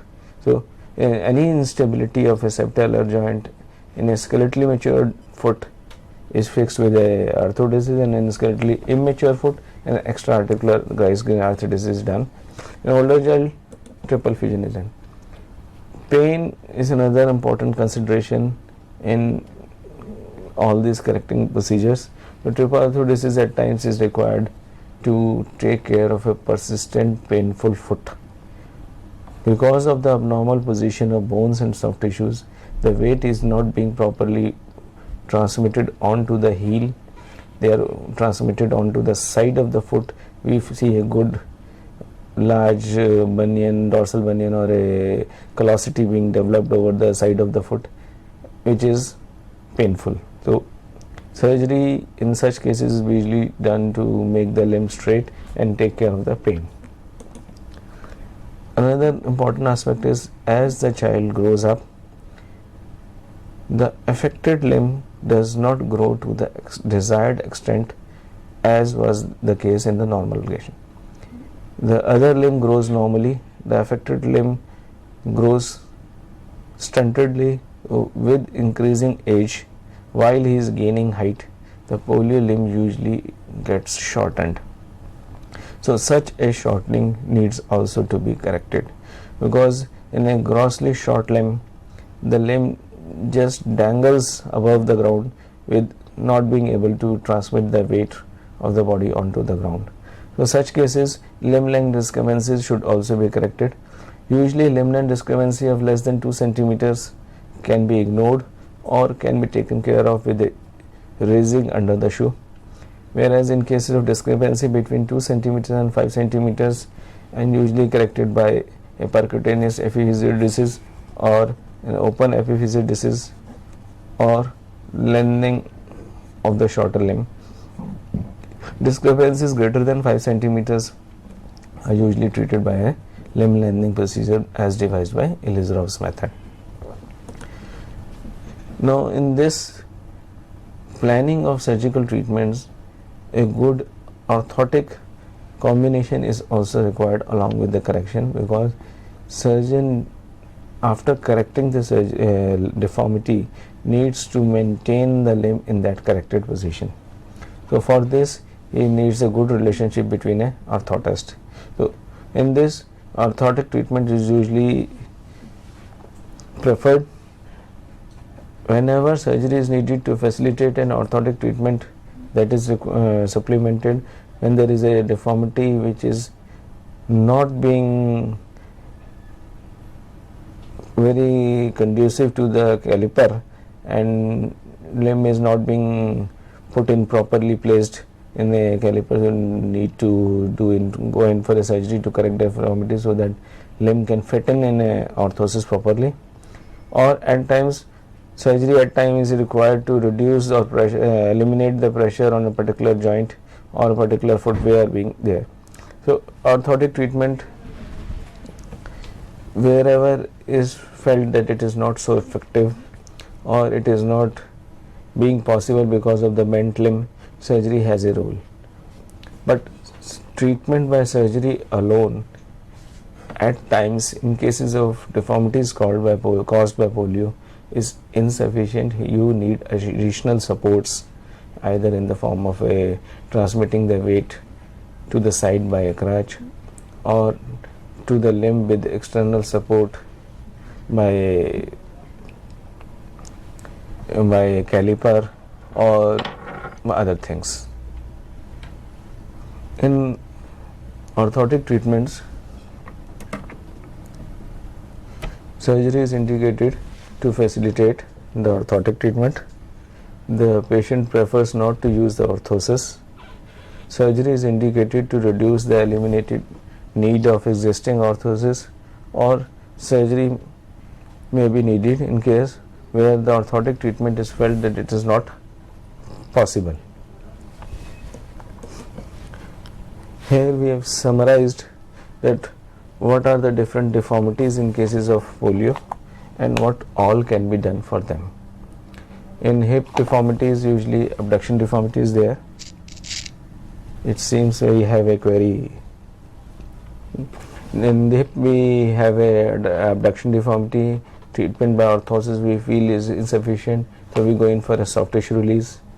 In cases where we have abduction weakness, treatment usually by orthosis is insufficient. In cases of flexion deformity, less than 30 degrees of deformity, soft tissue release or modified sutures is sufficient.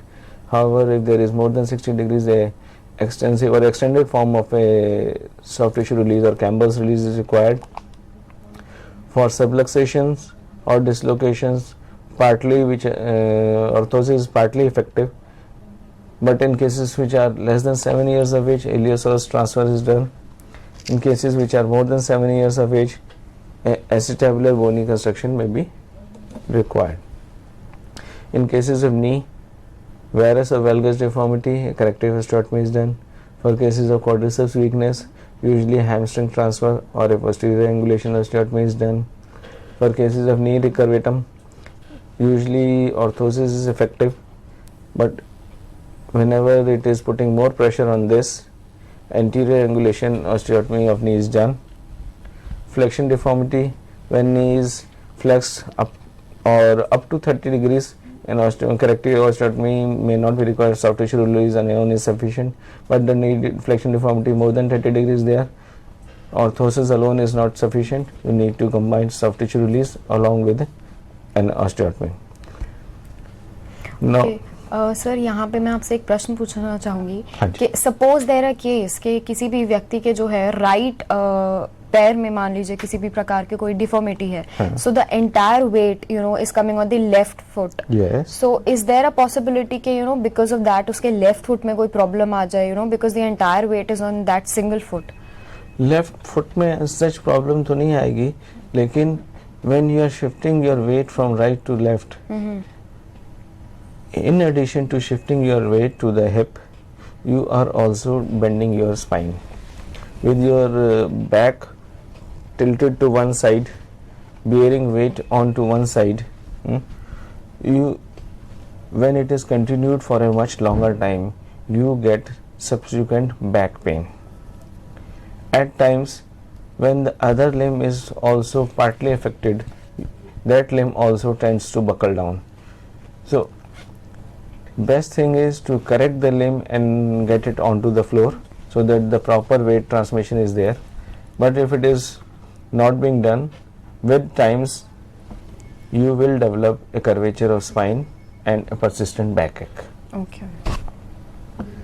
Now we were coming on to the different surgeries being done for foot. For foot, knee, varus valgus deformities, corrective osteotomies was usually done. For flexion deformities, osteotomies were done less than 2 to 6 years of age. We summarize them as only soft tissue release is required. At 6 to 12 years of age, soft tissue release with tendon transfers were required. For more than 12 years of age, usually bony procedures are required. In cases of ankle disorders, equinus, usually orthosis alone is not sufficient. It has to be supplemented with a tender Achilles lengthening. And the child is more than 12 to 14 years of age, a subtalar fusion is required. For equinovarus deformities, if the child is skeletally immature, calcaneal osteotomy. For skeletally mature, if triple fusion is required.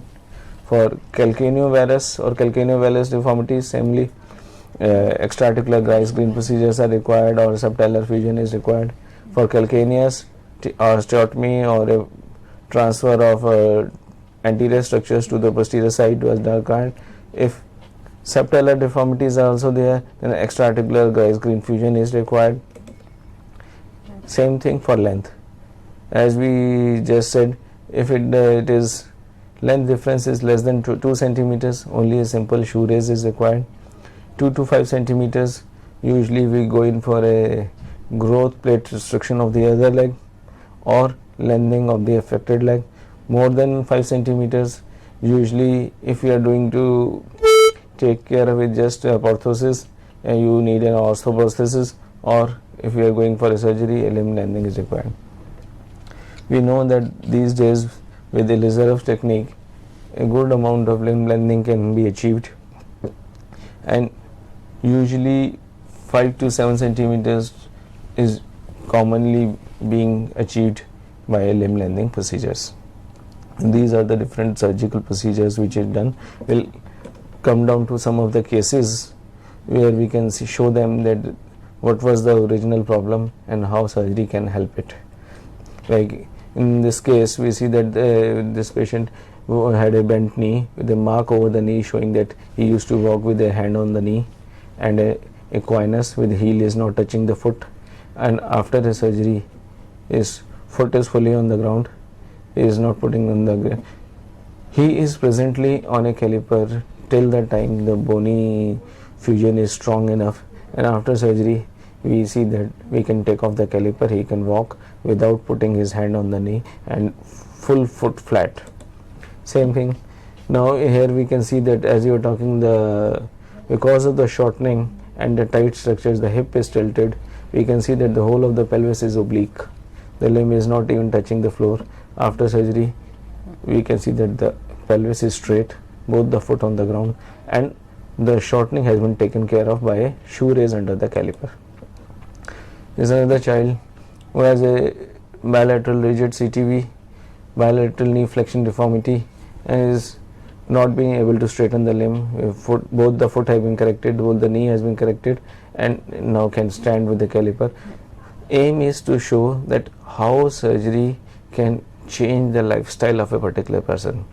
Any person who is a crawler initially, or a person who has got a polio at the younger age, 6 months of age, has practically never got up and walked. Now if the same person after surgery can get up and walk around, this can tremendously change their life. And like in this picture we see that the patient with bilateral involvement has been on the ground, used to crawl, can stand now and walk around. Another patient, we see that this is a particular case who has never walked, who has never got up from the ground. He has been crawler all around, and now after surgery he can get up, stand and walk with the crutches. Okay, so that was all about the poliomyelitis, and I think after we've discussed such a descriptive thing about polio, end में what all I can say is that surgery actually plays a major role, and because लोगों के इतने ज़्यादा apprehensions हैं and इतने ज़्यादा already inhibitions हैं about surgery, but looking at these clippings and looking at these videos, one can easily make out कि actual में ऐसा हो सकता है कि a person who severely affected by locomotor disability, after surgery he can actually walk on his own and go back home on his own. So I think this is something which is really remarkable, and we should overcome all the apprehensions and inhibitions about surgery regarding this locomotor disability. So after this polio, what's the next thing that we are discussing about? Another common disorder which is very prevalent is cerebral palsy. Though we all know that the role of surgery in cerebral palsy is very limited, but there are very specific indications and considerations which are to be taken care of when we go in for cerebral palsy. First of all, if we see this small clipping, we see that the child used to walk with both the hand on the knee, and with a mild surgery this can be corrected. What exactly is cerebral palsy? Cerebral palsy is basically a disorder of movement and posture. This is caused by a non-progressive defect or a lesion in the brain. Brain at that time is usually immature, and that immature brain attempts to heal itself. But as it falls short, this results into a fixed anatomical defect, and this can lead to a deformity. As the child grows, the deformity becomes progressive. The deformity as such is not progressive, but because of the growth, the deformity seems to be progressive, and most of the time the deformity occurs because of a constant imbalance between the opposing muscle forces. Here there are different types depending on what exactly is the disorder or the problem in the brain. When cerebral palsy usually can be divided into 6 physiological types depending on the site which is involved, or depending on the type of presentation. One is spastic. The limbs are tight. This is the commonest type, usually seen in 70 to 80% of cases. Another common type is athetoid, seen in 10 to 15% of cases. Athetoid cerebral palsy is further subdivided into different groups, where there you have either abnormal posture movement, abnormal tension, or dystonia, or choreiform, etc. Another type is ataxic, hypotonic, rigid, and mixed. These are the different types. To summarize, they are spastic, athetoid, ataxic, hypotonic, rigid, and mixed types. Of these, spastic is the commonest type. Now, in this, surgery has a very specified role. Surgery can be useful in cerebral palsy either to correct the deformity. Here we have to determine whether different deformity is static or dynamic, or it could be done to balance the muscle power, or it could be done to stabilize an unstable joint. Because of the opposing forces of muscles which are not equal in power, the joints tend to be unstable. So an unstable joint can be improved by surgery. Static deformities are usually corrected either by lengthening or tendon transfers or capsulotomies or fasciotomies. Dynamic deformities are corrected by either lengthening the musculotendinous units or by tenotomy, or fixing the tendons to the opposing muscles so that a tendon transfer is done. Most orthopedic surgical procedures, they aim to by balancing the muscle power. Most deformity correction, however, will not increase the walking ability, but it tends to stabilize an erect patient. I'm sorry to interrupt you, sir. Yes. पर यहाँ पे हमारे पास एक question आया है from Spastic Society of Tamil Nadu. Yes. So they have asked us कि during the bunny hopping, Yes. which is mostly observed in spastic diplegic children, Yes. in order to avoid surgery, Yes. would you like to recommend something, or what's your opinion about it? See, surgery has a very limited role in cerebral palsy patients. You have to suit the surgery to their requirements. As such, we see that the patient with the bent knee, with the bent ankle, and a slight scissoring can walk, though with a dancing gait, but can be up and walking. But after surgery, with good looking straight stable limbs, this child finds himself more disabled and less able to walk. Okay. So surgery is not always useful in such cases. Aim is to get an erect, up and stable patient. We may correct the deformity by straightening the knee. But this child, if you see practically, was walking with a bent knee, though with the excessive loss of energy in stabilizing himself. Now has a stable knee, but tends to fall now, because he was dynamically stabilized with a plantar flexed, excessively increased dorsiflexion at ankle, flexion at knee, and slight flexion at hip. So surgery is not always useful in such cases. Okay. Now, a good amount of physiotherapy, rehabilitation by appliances, and try to coach them or train them to do their activities. Such cases are usually more benefited with such methods rather than surgery. Surgery in cerebral palsy has not a role which is similar to that of polio. Okay. Both are similar, both may look similar in deformities. Knee flexion deformity is seen in polio also, knee flexion deformity is seen in cerebral palsy also. At one place it is paralyzed muscles and opposing normal muscles have tightened to form a contracture. You are basically knocking them out by surgery.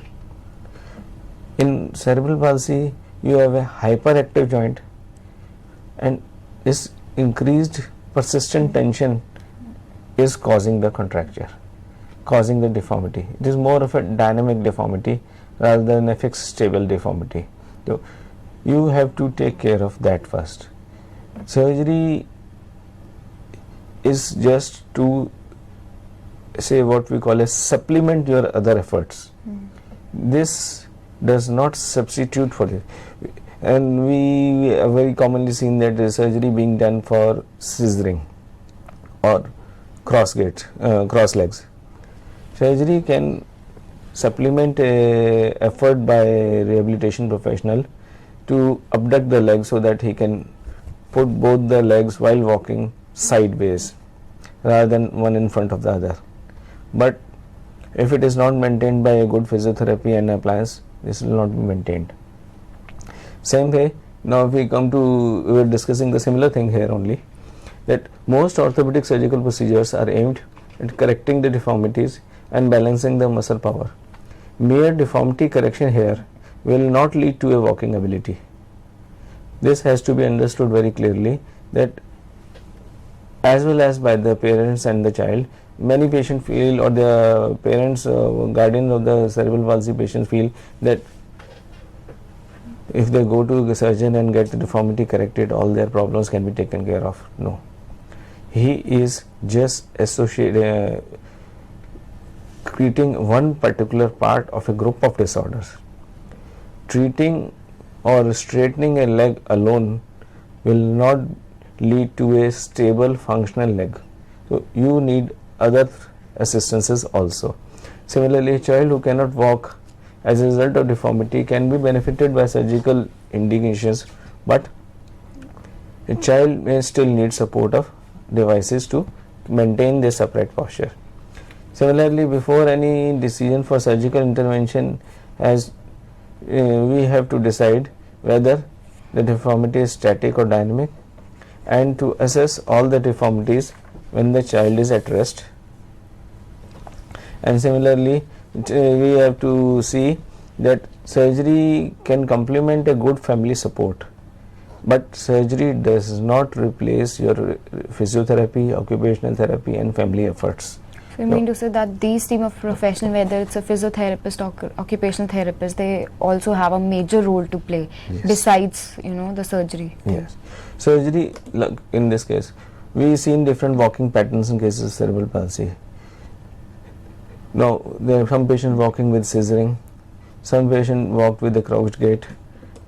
So, surgery can be done to correct the deformity, but you have to suit the needs. You have to see what exactly is the tightness. Like at times hamstring overactivity is the cause. You take care of the hamstrings overactivity, but you have to balance between the hip flexors and the extensors. Knocking out one straight away will create an additional instability. Same way, a child with a crouched gait, his knee flexion more than 30 degrees, we see that the child is likely to benefit with the partial lengthening. A total correction at times may not be desired. A good surgical correction looks good, but in order to give him a acceptable form, we at times tailor the surgery to patient's need. We at times are not correct, like in cases of equinus, in cases of polio, we have said that with equinus with weak knee, we do not correct the equinus fully, we leave 5 to 10 degrees of equinus. Similarly, in this case, with the knee flexion of more than 30 degrees and patient straight leg raising is less than 45 degrees, partial lengthening is done.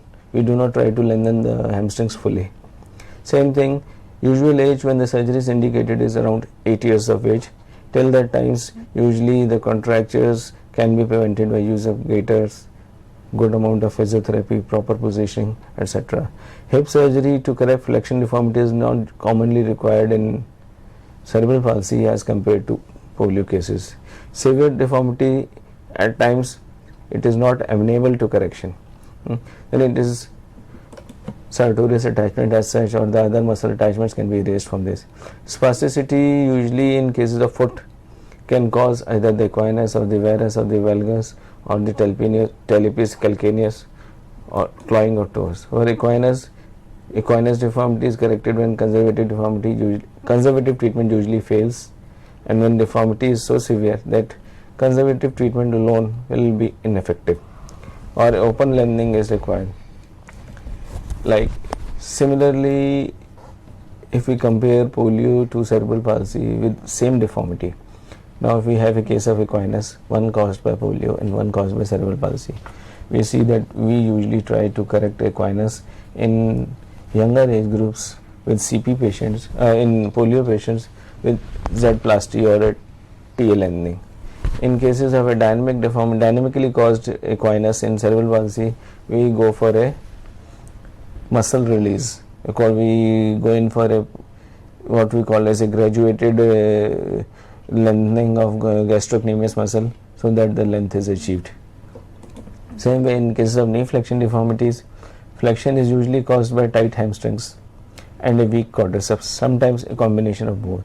So it can result from either a result of hip flexion deformity, in which hip flexors are plastic or the extensors are weak.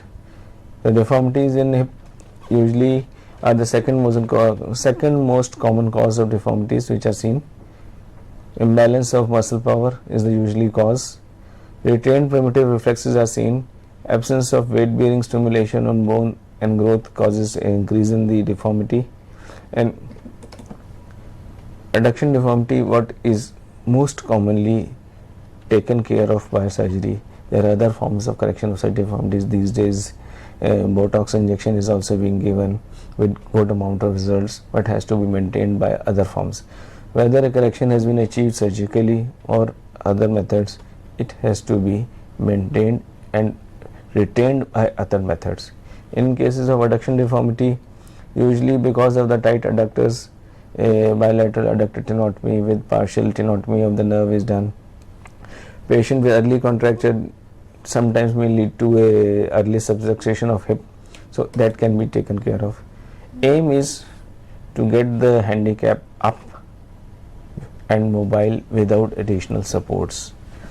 These days surgery has modified to suit the patient's needs. In these cases, many times patient may not be able or may not be in a position to specify his needs. A good combined rehabilitation approach can plan out a proper treatment chart for a particular patient, which includes a board or a team which constitutes of both a rehabilitation professional, a occupational therapist, a surgeon, along with an orthotist, so that a proper treatment could be planned off, and planned not just to the same extent of planning. After correcting, a good social effort is also required to rehabilitate this patient into the mainstream, so that he can now be a useful part of society. Original aim was to get him back to the society. So surgery has been one part of it, but these days surgery does play a definite role in correction of such deformities. Patients should not be apprehensive. They should sit down with their orthopedic surgeon and their rehabilitation professionals and plan a treatment for them. And getting a deformity corrected in a cerebral palsy patient today will not be enough without a subsequent maintenance effort, because they tend to reoccur. We know they are going to reoccur if it is not being maintained properly.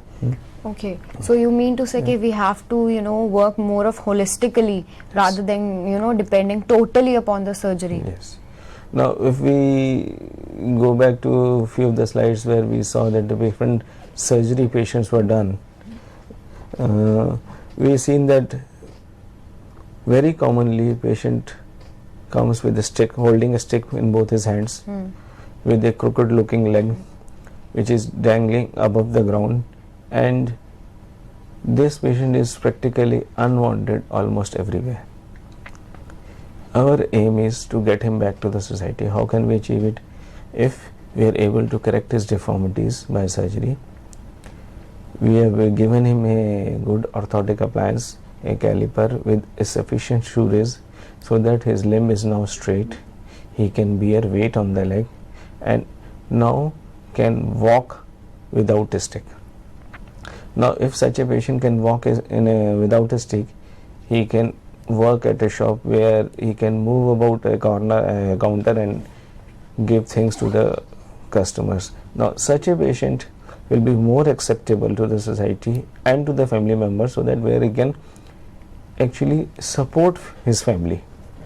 The origin was not just to get him back to the family with family support. Now, after achieving this, we aim that such a patient should be able to support his own family subsequently. Now, if he can earn his own living, has a place in society, he can definitely be able to support his own family also.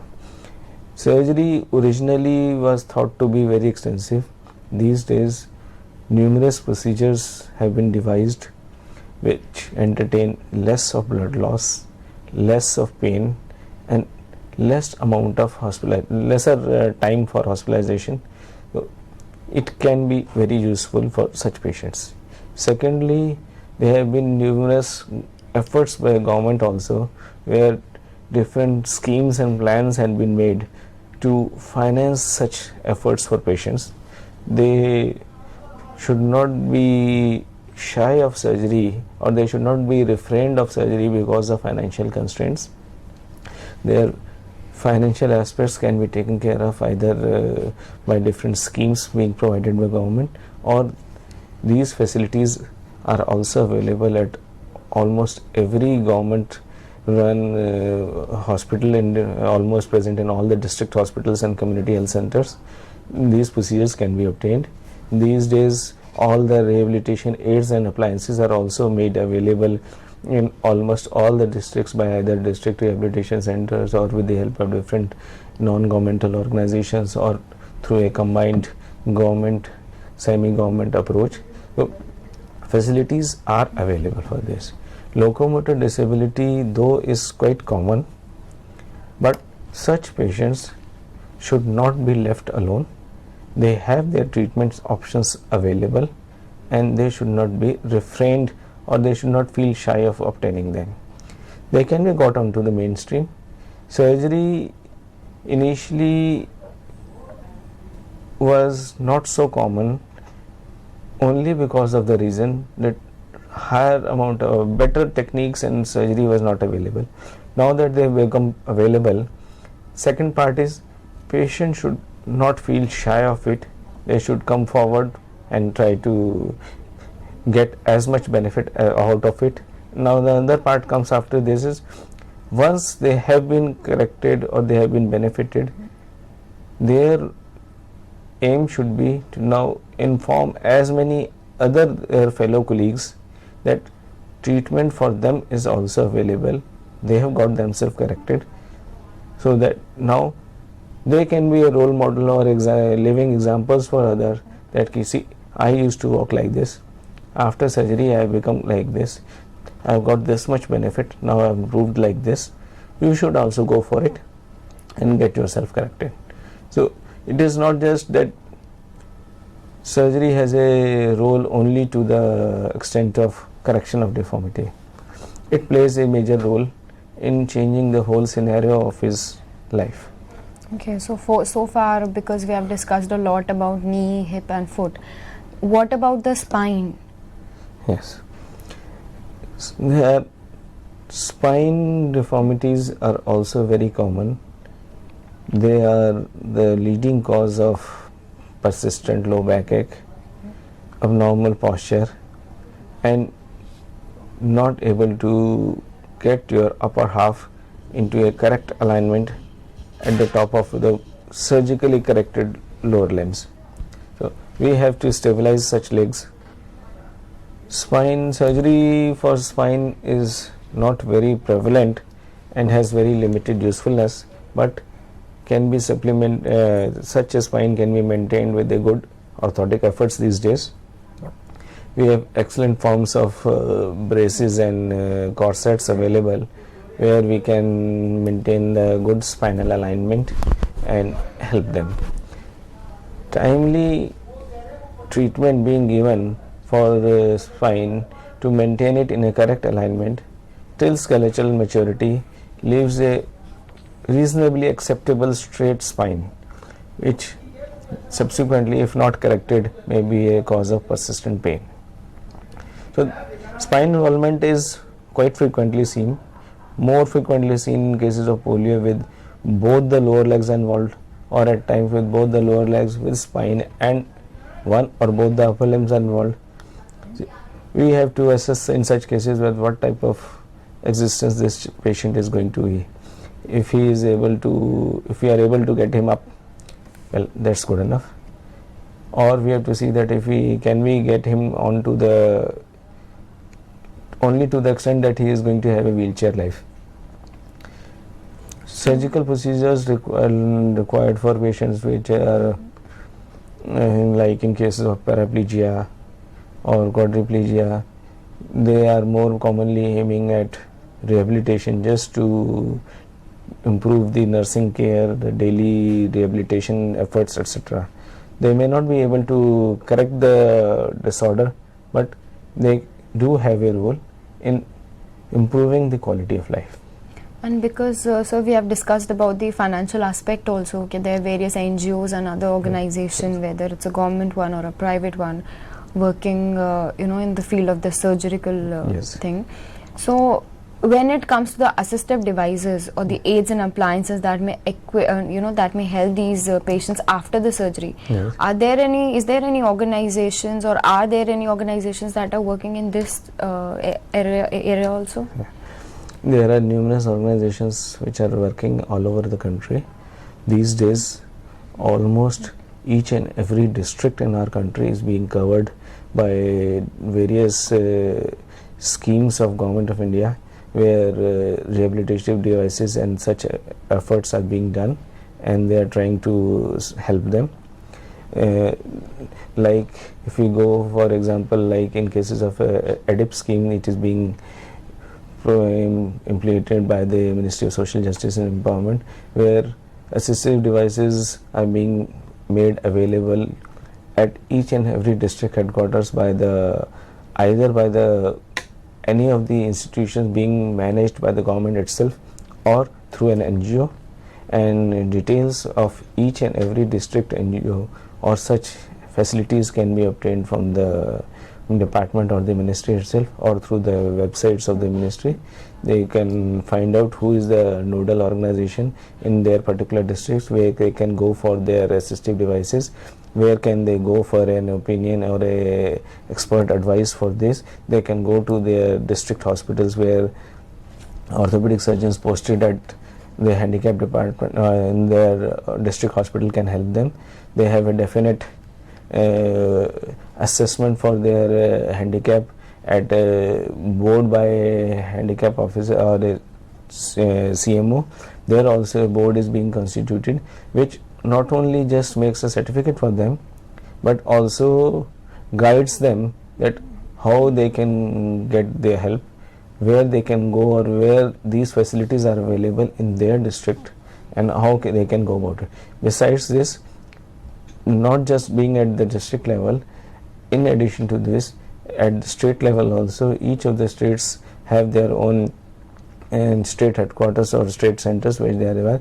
Each of the state has a own handicap welfare department, where all such needs are being taken care of and such facilities are being made available to them. Okay, so sir, before you take any individual for the surgery for this locomotor disability, I mean, what role does the residual capacity of an individual play? जब हम बात करते हैं कि किसी भी व्यक्ति की कोई बची कुछ क्षमता है, तो क्या वो कोई रोल प्ले करती है सर्जरी में? That plays a very important role. That initially gives you the incentive or the initiative to go for a correction. If you are willing, if you think it is possible, only then you go for it. In addition to this, amount of musculature which is good and active in a healthy limb is a very important part to it, because in cases where only one leg is involved, we have another good leg to support his structure. Now in cases where we have both the lower legs involved, we have a good spine and both the upper limbs which are good functional, that is required to make him mobile. We have a patient, we have partly affected spine with both the lower legs involvement, but good both upper limbs and reasonable power in spine.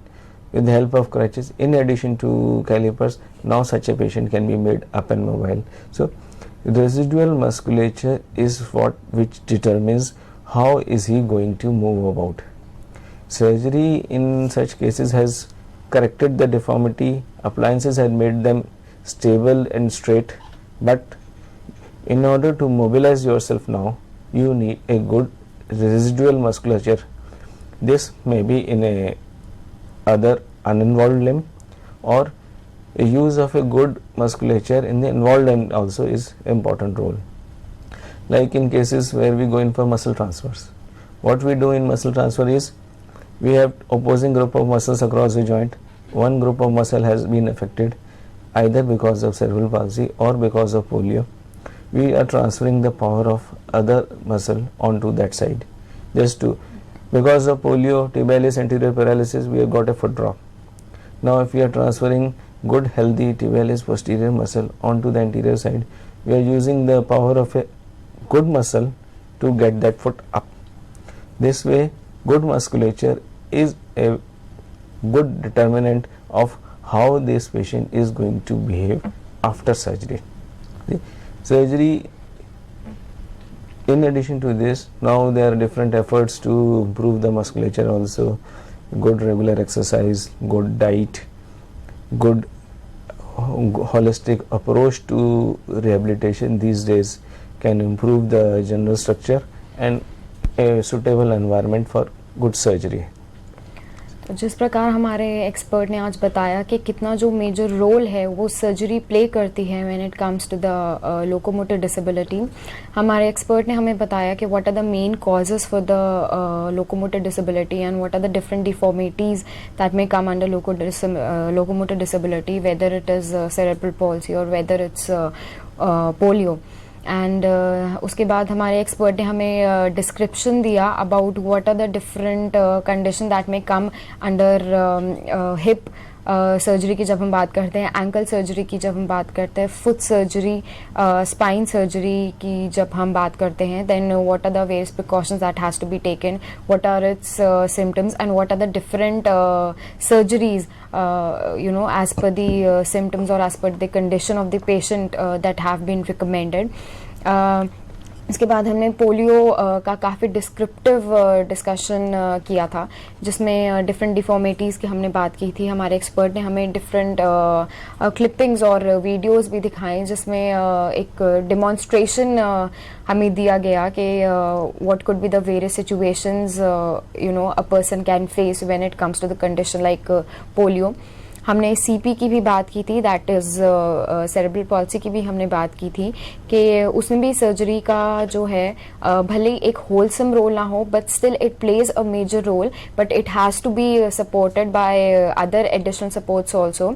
And in that हमारे जो therapist हैं, whether it's a occupational therapist or whether it's a physiotherapist, they also play a major role which you know which helps us to come on to the conclusion that we have to really work on holistically if we want a physically disabled person to lead an independent life and to become a socially acceptable citizen. And and में हमारे expert ने हमें बताया कि कई सारी ऐसी organisations हैं, whether it's a government organisation और whether it's a private organisation, that may help financially also for the surgeries. और काफ़ी सारी ऐसी ऑर्गेनाइजेशंस भी हैं जो कि असिस्टिव डिवाइसेस के लिए भी और जो अदर रिक्वायर्ड एड्स या फिर अप्लायंसेस हैं उनके लिए भी किस प्रकार ये जो ऑर्गेनाइजेशंस हैं वो फाइनेंशियल सपोर्ट प्रोवाइड करती हैं, और किस तरह से we have to adapt our social attitude towards these physically handicapped people. So thank you so much sir for being here and आपने इतनी important knowledge आज हमसे शेयर की. उम्मीद है आपके सब सवालों का जवाब रिगार्डिंग दिस लोकोमोटर डिसेबिलिटी आज आपको मिल गया होगा. हम अगली बार फिर लौटेंगे एक नए डिस्कशन के साथ और हमारे एक नए एक्सपर्ट के साथ. बने रहिए.